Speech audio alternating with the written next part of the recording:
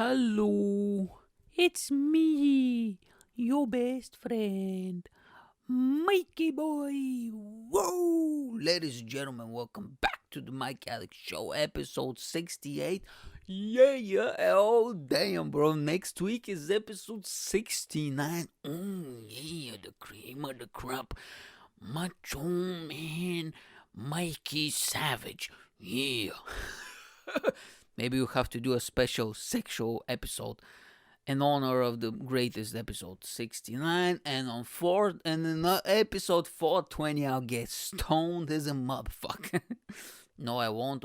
I don't smoke the weed, so maybe I'll have a CGI weed and I'll get all smoked up. Yeah, listen, I don't know, we'll see. Hope you're doing well. Hope that everything is going great in your life. Listen, bro, 68 episode out here solo. You know what I'm saying? I'm a solo pilot, okay? 68 episodes. Whoever in the British UK, like comedy podcast scene has done so many episodes alone by himself. People usually don't do podcasts by themselves because they have friends and they have people they know and acquaintances, and but I don't have nobody. No, I'm just joking. The thing is, like, I know everybody. They call me Mikey Show Business. You know what I'm saying? They call me Mikey Connections. Deep roots. I know everybody. They call me Mikey Black Books because because I have all the contacts. But the thing is, I don't want to do it via Zoom or like Skype or whatever because the connection is never that good and it's never the same.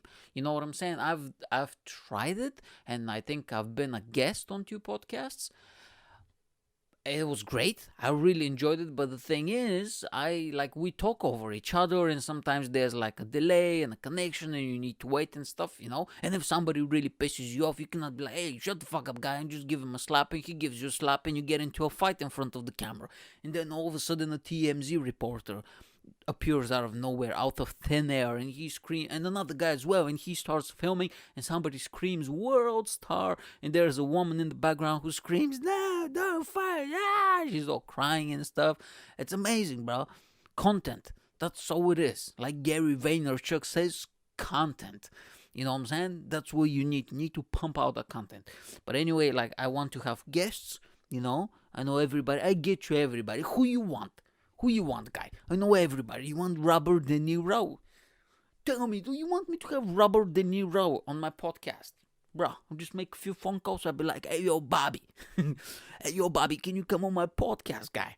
Okay, I have like 7 people watching. Bro, can you imagine? Dude, that'd be hilarious, man. If I make all these connections throughout the industry, and, I've been keeping it, like single podcast for ages, in a few years, and I just, bam, out of nowhere, just like a massive guest, like, "Oh, Michael McIntyre, bam, here you go, bro." L dropping, poof, you know what I'm saying? Let's drop that, what did I say? Elbow, L dropping, elbow dropping. Just drop that elbow on the fucking 12 people who are watching. They'll be like, "What the fuck?" And when you see the thumbnail, they'll be like, "No, that's fake," or whatever. Just like a massive, just you name it. I don't really follow UK show business, so I don't know who's famous here, but I follow American show business. But whoever, like a biggest celebrity, I don't know, a lady that cooks. Oh, Gordon Ramsay. Here you go. My favorite one. That's probably the only. Bro, can you imagine Gordon Ramsay on the dude? And I'll even cook for him. I was like, "Guy, listen, I heard that you like overcooked broccoli. Here you go. Let me show you a few tricks." You're gonna have a fucking heart attack, the poor guy. Bro, can you imagine? Dude, the thing is, like, me starting doing comedy and stuff, it's great. I love it, and it's so much fun, and it's like great to progress and, get your name out there. I just love building something, that's my thing, just building and developing something. But one of the great thing about this is that besides everything else, and eventually, hopefully, money and fame and success and all that stuff, one of the other little secrets that I really enjoy, I don't know about other people, but when you start climbing in that industry or whatever, you get to meet other people that you really look up to or you really like. So you never know, bro. If Gordon Ramsay if I make it fucking 40 years from now, when I become famous, if he's still around and he's like 90 something, screaming at me, one day probably I can meet him and I can be like, "Oh, bro, can you come on my podcast? How's it called? It's called the Mike Alex Show, bro. We can cook fucking, we can make pasta and noodles, Oh, dude, the craziest shit I've ever seen is fried eggs with like fucking fried eggs and pasta, dude. Oh, Jesus Christ, it was crazy, bro. Pretty much like, yeah, you get like ready-made, the pasta is cooked and eggs on it. Oh, Jesus fucking Christ. When you live with students, you see some wild shit. You know what I'm saying? When I came to Liverpool, I was 23, I think, and I lived with some students for a while. They were like, yeah, my cousin was like last year in uni, so I lived at her place for a few months. And, bro, when everybody's like 21, 22, and everybody's broke, and everybody lives in a shared house, bro, you see some wild shit. When it comes to like food and survival, people can survive on, those little noodles and stuff. People can survive on those for years. I've ate them as well at some point of my life, but that'll be amazing, just to have like a fucking big celebrity on the podcast or whatever. But listen, hey, it has to be solo for now. I'm riding solo because nothing's open, dude. Open up. And I don't have a studio, and I cannot invite nobody to my house, and I don't have a studio, even though we were thinking, just to let you know, like a little update, we were thinking maybe if we can get like 4 comedians, because whoever has a podcast, and just rent a little studio in the Liverpool city center and just turn it into like a generic looking, because we cannot put branding, because literally every other day a person will be there filming their own podcast, and just put like a desk and like a bunch of camera slides, and just make it like a podcast studio, and we all share the price, maybe like 50-60 quid each a month. And you can go, we'll have like a little rota, and we go up there and we film our own stuff, and then that'll be great, because I can actually have guests. The reason I don't have guests, and I don't want to invite him to my crappy mansion, you know what I'm saying? But hold on, Mike, I told that you were rich. Well, I am rich, but listen, guy, I mean, come on, what can you do? Sometimes, you live in a shit place. Nah, place is okay, but still I cannot invite people over here. And but yeah, if that happens, that'll be quite good. But anyway, this is like a little update. What's happening in the podcast world of the Mike Yanek Show. So listen, we are here to talk today about. And the thing is, I forgot. I want to talk because like this podcast is usually based on 3 stuff, right? The one part, let's say 33%, is personal stories and things that happened to me back in the day, or gigs, or things that happened recently, or stuff that I watch, like personal stuff. The other part is fucking news stories and things that happen. And the third part is I pretty much play Would You Rather, or just like little games or stuff, or like challenges, or comment on social trends or whatever, right? These are the 3 main parts that make up the Mike Yanek Show, okay? And listen, the problem is I want to keep up with the news, but things are happening way too quick, bro. Honestly, I'm not exaggerating. On the previous episode, I did, like Miss Sri Lanka, whatever the hell, like competition. They had like a little scandal. Go back and watch it if you haven't seen it. But it's like, what the fuck, bro? It changes too quickly. You know what I'm saying? The news, the story appears, and these are kind of like pre-recorded. By the time it gets to like a few days later to record an episode for it, and by the time I post it, it was like 2 weeks ago. Nobody remembers what happened 2 weeks ago, bro. You know what I'm saying? Like, things move so fucking quick. It's insane. You know what I'm saying? So anyway, I just wanted to say that the greatest Ponzi scheme / crook / manipulative psychopath who became filthy rich has died. Okay? A few weeks ago, we lost the absolute maniac, which most people don't know about him. I've noticed that. I asked my girlfriend. I've asked a lot of people that I know. They've never heard about him. The greatest crook of all time, Bernie Madoff, has died. Okay? Rest in peace, or like whatever the hell. Listen, now, this is a comedy show. I will obviously talk good things about him and some bad, but it's like, obviously, listen, I came up with this idea, okay? Recently, I was thinking about it. It's called the Batman card and the Joker card, okay? I'll give you an example, right? The Batman card is good, you know what I'm saying? Like how the righteous approach to life, because this is how I feel, and, like bad people should be put away. This is how I feel, like it should be like that. But the Joker card is the card to be like, let's just see what happened. Fuck it, like, let's see how bad this shit can happen, or like, just, you know what I mean, just trying to explore this hypothetical version of, let's see this whole motherfucker burned. You know what I mean? Which I don't believe in my personal life. I love order and, that type of stuff. But it's just the Joker card. And me as a comedian and as a creative person, I need to have that outlet where I can look at something and be like, let's play the Joker card. Let's see what if. Give you an example. Bernie Madoff, when he got caught, of course, I was with everybody. I was like, he went to jail, spoiler alert, and, like, he was a bad person and he swindled a lot of people because, they lost their money and all the stuff, and he's so bad, and yes, justice was served, and I hope, that he's miserable in jail.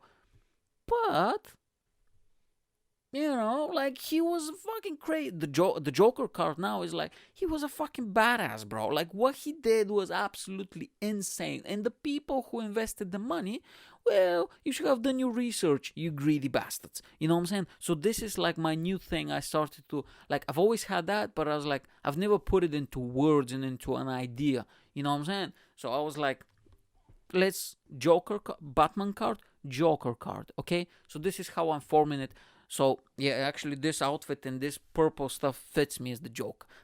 But I have Batman up there, so he's looking at me, you know what I'm saying? He's like, you need to do the righteous thing. I'm Batman. So anyway, doesn't matter. Let me tell you the story. I told the story recently to my girlfriend, and I was talking with my dad as well. He knows so much shit about so much shit. But he was like, oh my God, that sounds fascinating. And there's like a movie based on that whole story that nobody pretty much watched. You know what I'm saying? What happened was, you had this guy, okay, and he's a Brooklyn or Queens or something from, of course he's from New York City, okay, because this is the place where everything fucking happens, guy, forget about it, you know what I'm saying? Everything happens in fucking New York City, okay? So he was a finance guy, Wall Street type of guy. At one point, he was the boss at NASDAQ, which is, you have New York stock, no, was it NASDAQ, Dow Jones, it's like an index. No, isn't that like the stock? So they have the New York Stock Exchange and the NASDAQ, yeah, so he was like the boss of that stock exchange. You can imagine how fucking high he was, in the ranks and shit, right? So, Bernard something Madoff, okay? First of all, when you hear that surname, Madoff, okay, you don't trust that fucking guy. Madoff, you know what I'm saying? He's the guy who is Madoff? No, bro. And also, he's Eastern European. He's like an Eastern European background. And how many times I need to tell you people, don't trust the Eastern Europeans, okay? I can say that because I'm one of those sketchy fuckers. You know what I'm saying? No, you don't trusting Eastern European with your money? What are you doing, guy? Are you fucking crazy, bro? Are you crazy, bro? Okay? There's some there's some nationalities that are good at one things, bad at other. You know what I'm saying? Like Eastern Europeans. Listen, if you're gonna bet money when it comes to fucking wrestling and lifting weights and shit, or having hot women, or even, nice food, definitely, like, bro, you kidding me? Put all my money there. But, bro, fucking finances, banking, what is it called, the other thing? Accounting. Don't trust a guy like me with your money. Are you kidding me, bro? I'm Bulgarian, dude. Don't trust us with money. What's wrong with you? Trust Eastern European to fucking build a house or something. Yeah, bro. If you want plumbers, bro, we're the Michael Jordans of like those shitty jobs. You know what I'm saying? Like when it comes to fucking plumbers and builders and what's it called? Nannies and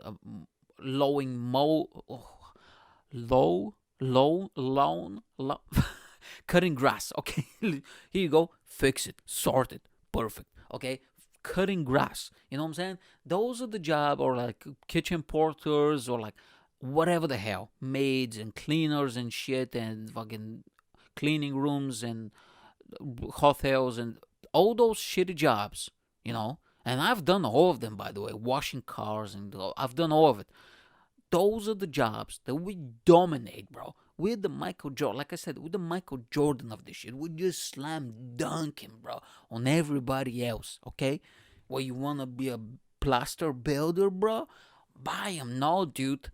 Fucking Vladislav and Marchik are coming over here, okay? They're buying, slapping, okay? Well, you wanna fucking clean rooms or be a nanny or something?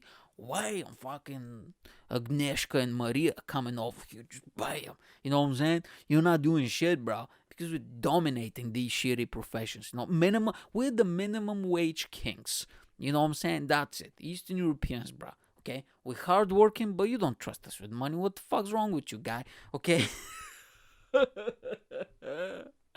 I will be receiving your angry letters and tweets. My email is no, I'm not gonna say it because I have so much spam. Twitter me, Mike at Mike Yanek. Okay, if you wanna find me, Facebook page I think of the show is called Mike Yanek Show. Okay, or type down your comments. I'm looking forward to your angry messages.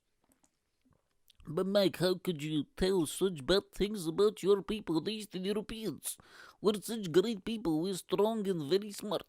We're so good with money and peeling potatoes. No, bro, you don't trust Eastern European with money. What the fuck's wrong with these people over there in New York City, okay? And that's my issue. He's Eastern European, bro. Like, I think he's... What is his connections? Was he... I know he was not from the Balkans, but maybe he was... Let's have a look. I think... Was he Polish or something? Or like... Bernie Madoff. Eastern European. Let's have a look. Bernie Madoff. So Brooklyn. So his parents, Ralph and Sylvia Madoff, both children of working class immigrants from Eastern Europe. Here you go. He grew up in Lureton, southern edge of Queens, whatever. Okay. So his parents, yeah. So pretty much his grandparents are straight up from Eastern Europe. But I don't know which part though. But ethnically, he is an Eastern European. Madoff, yeah. I mean, I would not be surprised if they're even Bulgarian. Bernie Madoff, disgraced U.S. financier, blah, blah, blah, blah. That's crazy, bro. So there was like I think it was Peter Popoff or something like that. There was like this big preacher in America back in the day, televangelical or whatever, where he scammed millions and millions of dollars, and they caught him. I heard about his stories years ago, and he was like crying and shit. And I was like, his name is Peter Popoff or something like that, but it's spelled differently. You know, they spell it like Popoff. You know what I'm saying? It's spelled OV, but they for some like Madoff. If it's in Eastern Europe, it'll be OV, Madoff. You know, like I've heard Madoff. So his surname Madoff is pronounced Madov, but I've heard Madoff. So Ivan Madoff. So I've heard stuff like that. You know, like Bernie Madoff. Yeah, so I would not be surprised. I don't have time now to look deep into it, but he is definitely Eastern European. So anyway, this guy, when I saw him pop off or whatever, and I was like, oh fuck, please don't be Bulgarian. You know what I'm saying? Because like that's surname, and like he's like a Ponzi scheme preacher or whatever in America, that other guy, and I was like, oh fuck. So I googled him, and I saw like his parents, and his mom was German. And I was like, oh, okay. And they say half and half. So I was like, half German. And then I scroll down and they say half Bulgarian. And I was like, fuck, bro. Come on, dude. Are you kidding me, dude? Fuck, man. Shit. And I was like, God damn it, my people are fucking everywhere, dude. When it comes to money, dude, don't trust us. Are you kidding me? I'll give you another example.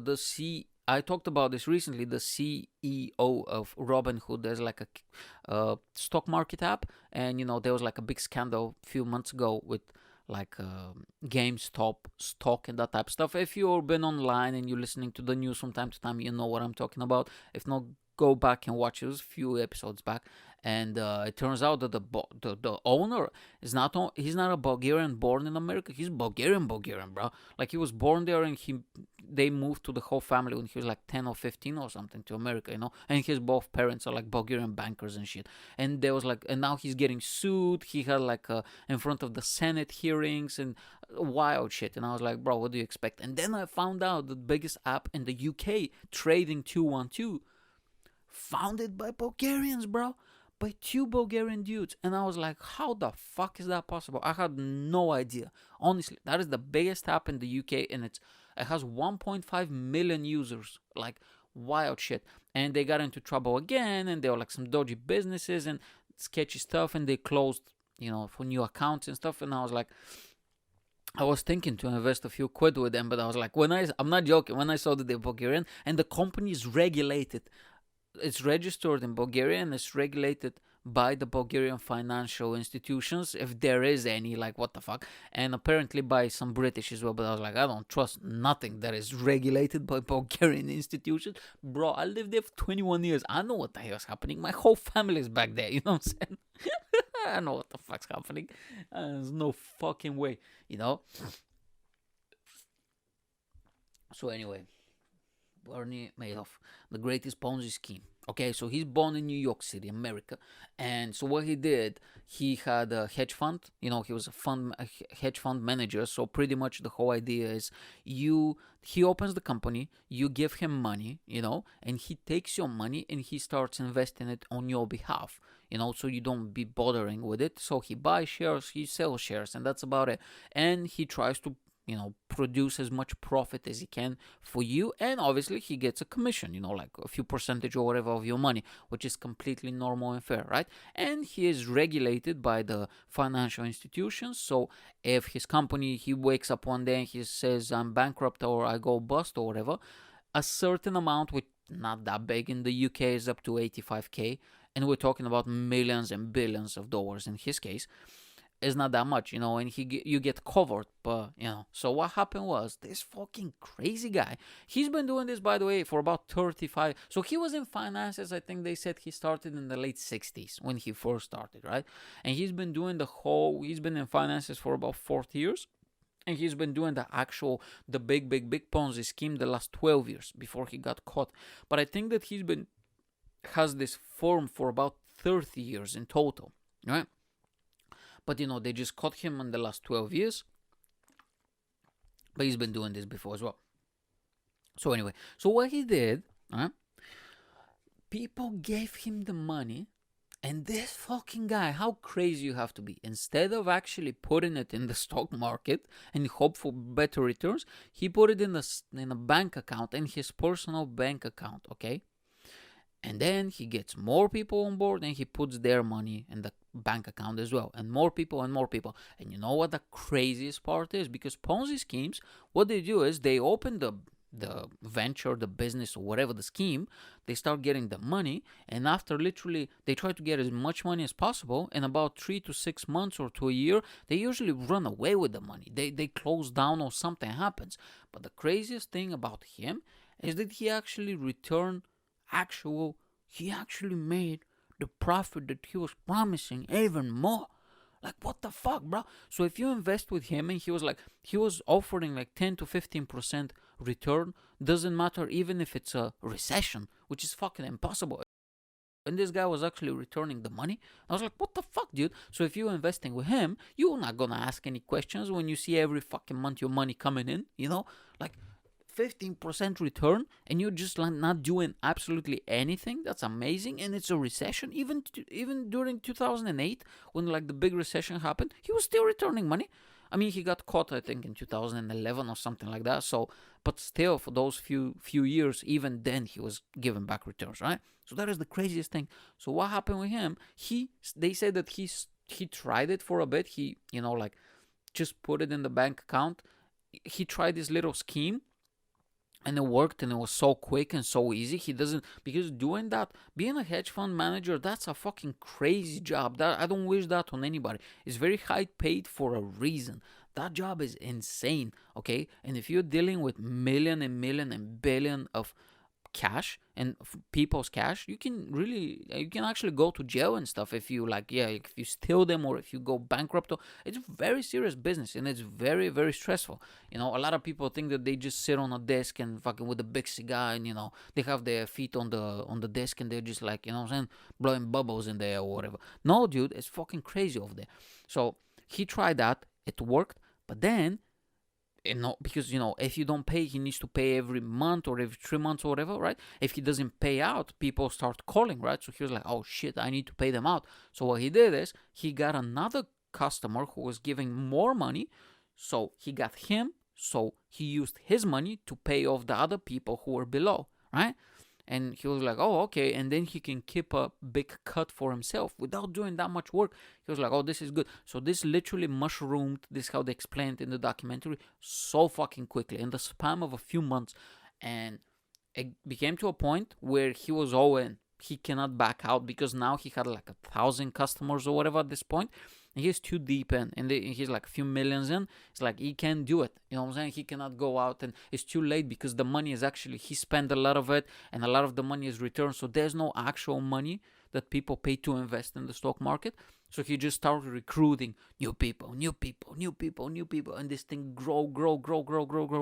And the span of a few years, it grow up to $65 billion, which is fucking insane. Think about that, okay? That will put you at around currently, maybe back in 2011, he will be around the 6th or 7th richest person on the planet. How fucking insane is that, right? So he has all this money. And what he did, because, he was very exclusive, very limited. You know what I'm saying? He does not approach schmucks like you and me. Well, I'm sure that, listen, maybe a few millionaires are watching, but in most cases, you probably not.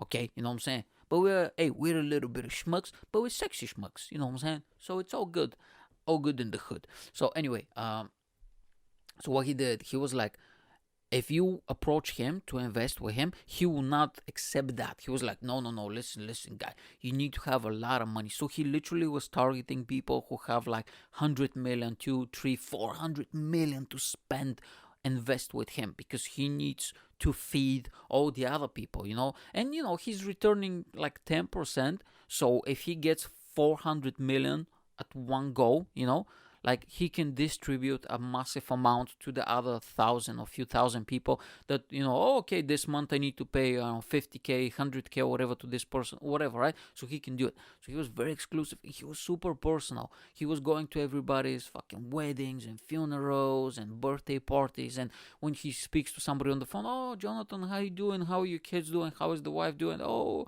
you said that recently your dog had a surgery or whatever. How's everything going? He was super.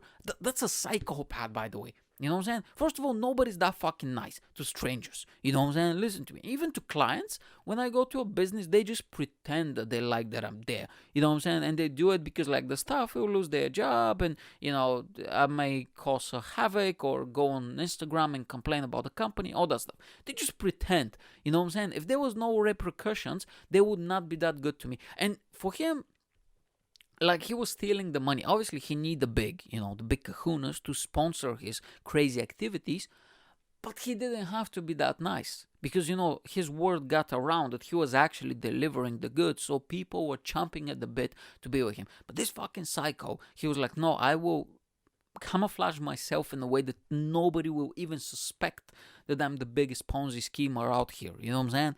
So what he did, right? So he's going out to the party, shaking hands, and there's a scene in the movie, in the trailer, I haven't watched it yet, where Robert De Niro plays him, by the way. And there was a guy who was like, hey, Bernie, come on, I heard that, you return 10-15% investments. That's not Bernie Madoff. That's another guy who was approaching him at a cocktail party. He was like, yeah. He was like, come on, how much? 50 million, to invest with you? Nah, I can't do it for 50.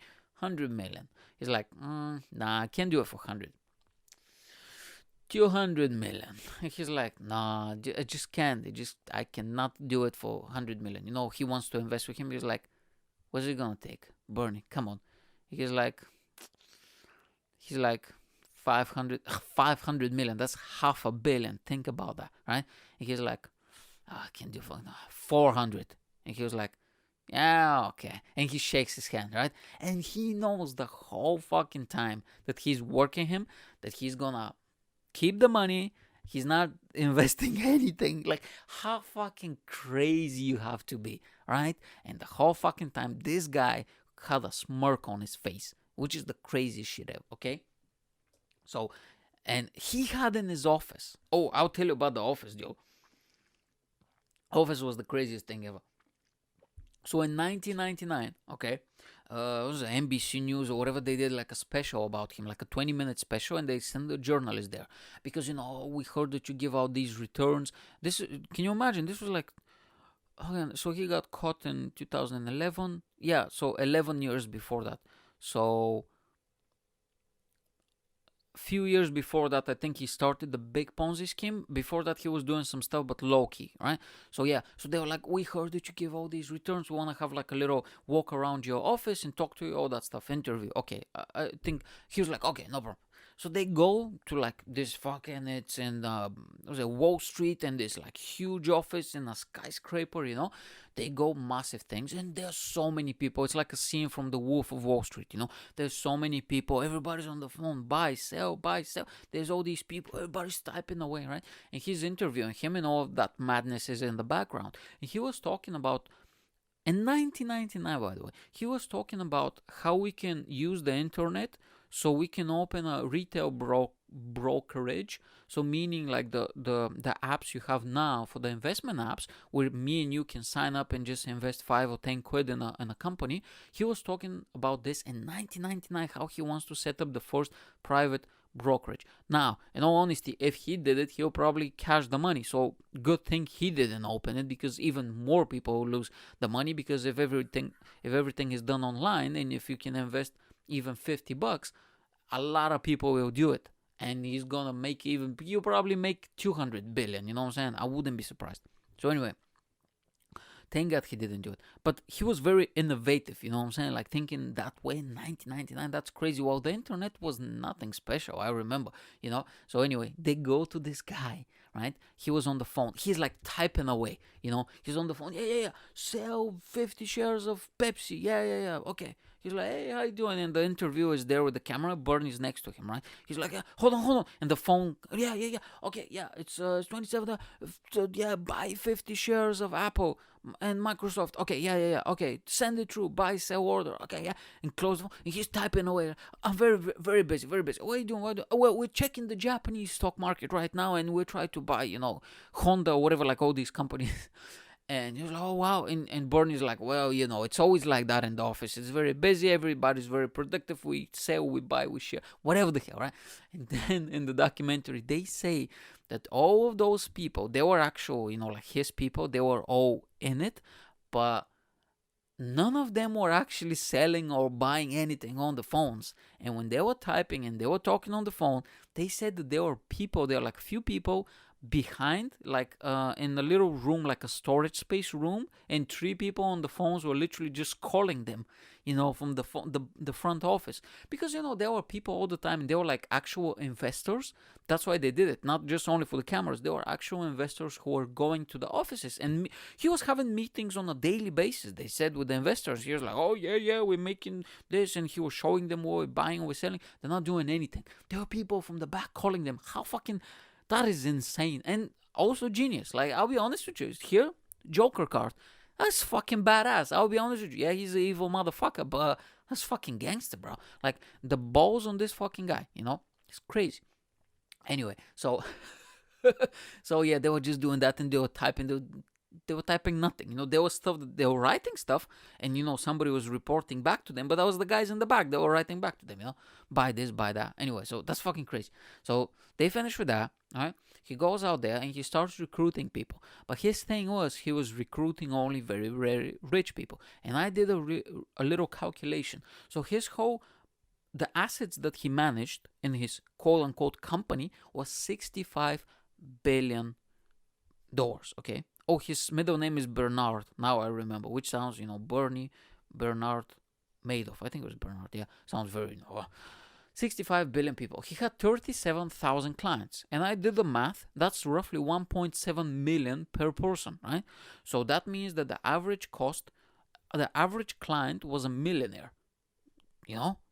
What the fuck? So only very, very rich people. But the thing is, they give a few interviews with these rich people. They're like old rich people, and they are just like, oh, well, we lost everything. We lost 90%. By the way, while they're in a fucking mansion, in their house, they're like in a massive house. You lost 90% and you still have that? Just imagine how much money they have, right? Now, Batman card, this is very bad and very sad. People losing their money and people like selling their houses and they moving down and they don't have anywhere to live. And very sad. Joker card? Well, maybe you should have done some fucking research before you invested your money. Fucking Ruth or Dorothy or whatever the fuck old school names.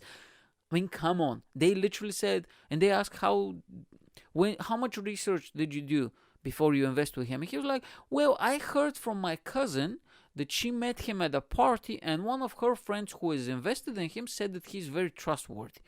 And they say, how much did you invest it? And then we invested 120 million. And I was like, what the fuck are you doing? Okay. Joker card. Well, maybe you're a greedy, stupid bitch. How about that? Okay. Batman card. This is very, very sad. Okay. And should not happen to anybody. Joker card. Well, maybe if you wouldn't a greedy bitch, and if you sit down and crunch the numbers, you see that how the fuck is this guy giving you 50% even when it's a recession? And he's giving you a list of all the companies that he's buying and selling every month. And if you look at some of these companies, you're like, hold on, how the fuck is he making that money? You didn't do that, did you?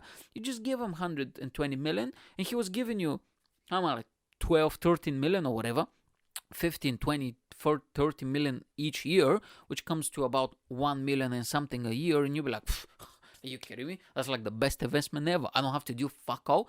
You didn't question him. You didn't do your research. Well, now you lose your fucking money. You know what I'm saying? Then you gotta go down and live in Florida. I'm sorry, but hey, we need to have some accountability in our society, okay? Enough of this fucking victimhood, And they were all very rich. It was wild. Some of the sums that people invested are literally the GDPs of countries. Like we're talking about billions and millions and millions and millions, And some of the people actually got the money out, which is the crazy story, Like they were like, they stayed with him for a few years, they made their profits, and then they left. And the craziest part is, when all those women were, like, man, whatever, were, complaining, I then had a look at like his team and stuff. They're like two Italian guys, okay? And I was thinking about this. So listen. So you had this guy, okay, who looked Bernie Madoff. His surname is Madoff. Eastern European, who looks like the founding fathers. He literally looks like a guy that should be on the $5 bill or something. If you show the picture of this guy and you told me that he looks like he's from the fucking 1800s. Like a royalty or like a finance guy from the 1800s. He has like he's like bald at the top, but he has like this long flow. Like when he was young, he used to have very nice hair, like flowing hair, and he has like the long nose. How do you call it? Like a very how is that called? European. He has like a very thin, long nose. You know what I'm saying? And he has glasses. He looks super intelligent. You know what I'm saying? And I was like, this fucking, with two Italian lawyers, bro, you're gonna waste your money with this fucking guy? 15% even in recession? You should have done some research.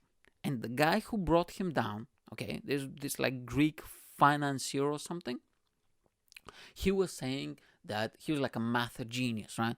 And they asked him, how long did it took you to figure out that this was all a Ponzi scheme? And he said, when I looked at everything, it took me 5 minutes to realize it was a Ponzi scheme, and it took me 4 hours to prove it mathematically, which is wild. Because, you can claim there is a Ponzi scheme, but if you sue him or whatever, when you go to court, you have to prove it mathematically. How is a Ponzi scheme? You cannot be like, well, that's fake. You have to be like, okay, why is it fake, right? 4 hours.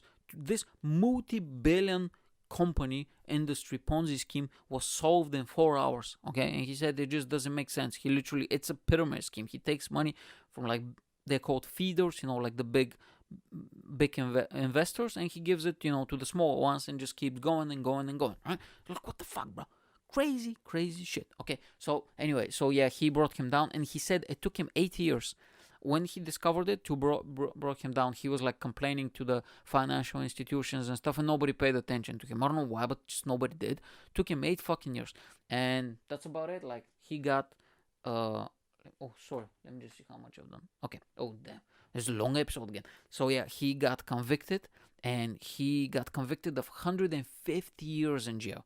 And I think the difference is because he targeted very rich and famous people. There was actually 6 or 7 celebrities in that list at that time, and there was so much like hedge fund managers and bankers and institutions and CEOs of big companies. He targeted the wealthy and rich. That's why he got 150.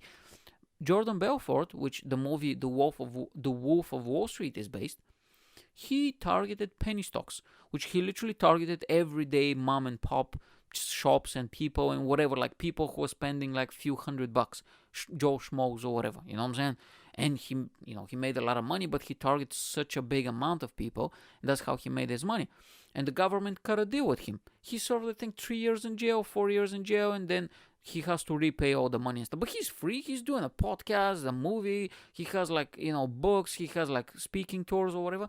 He has an allowance. He said that he has an allowance of, I think, like $70,000 a year or something like that. And everything else he makes needs to be paid back to the government. But that's way better than rotting in a fucking jail for 150 years. And that's why if Bernie Madoff, just attacked the Joe Schmoes, he wouldn't. He'll serve a few years, and he'll pay off a few debts and stuff, and he'll be out. But anyway, 150 years in jail. He recently died, and Batman card, very happy. That should have happened. That's a bad, evil person.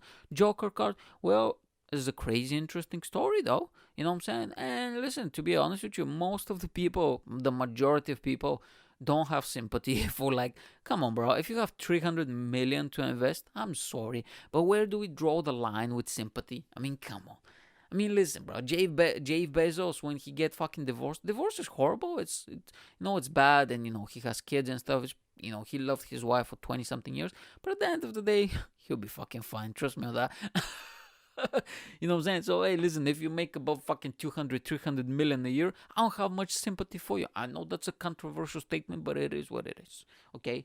And listen, don't don't fucking invest your money with a guy that you don't even know, or a girl, okay? We're not sexist over here. Women can be just as equal good a criminal as men, okay? That's it. Don't invest your money in fucking random people that your cousin told you about from a fucking party. Let's invest 200 million. That's it. Bernie Madoff, rest in peace, or whatever the fuck, or rest in hell, whatever. This is one crazy story. Watch the movie. It's called Master of Lies. Came out 2017 or 18 with Bobby De Niro. I've heard it's a great movie. I'll watch it soon. Ladies and gentlemen, enjoy the rest of your week. Hope you enjoyed this episode, and I'll see you next week at the Mike Yanek Show. Bye. Dun dun dun dun dun dun dun dun dun dun dun dun dun dun dun dun dun dun dun